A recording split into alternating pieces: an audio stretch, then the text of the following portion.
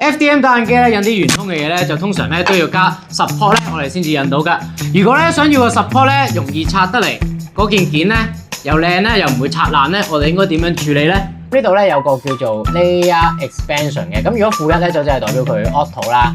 係啦，咁譬如我而家教10，如果啲 tree support 咧好四周圍散嘅解決方法咧，就係將佢嗰個裙邊啊下面嗰個基底將佢連埋一齊。呢個 top C distance 係咩嚟嘅？個 layer height 咧係0.2啊嘛。top C distance 咧係校咗0.2嘅話咧，就即係代表佢成形嗰個位咧就係會隔一層嘅。咁如果我咁樣撳上啦，佢就會整到個平台出嚟。如果再撳上咧，佢呢個位係咪空咗？佢冇生成嘅。咁呢個咧就係嗰個 top C distance 嗰個0.2啦。其實咧，我哋拆 support 嗰陣咧，我哋都要睇翻我哋嘅物件啦，係硬淨定係薄嘅嘢啦。你譬如好似呢個咁嘅翼啦，係一個比較薄嘅物件啦。咁我哋咧拆 support 嗰陣時咧，就要拎住個件，拎住呢個翼去拆個 support 嘅。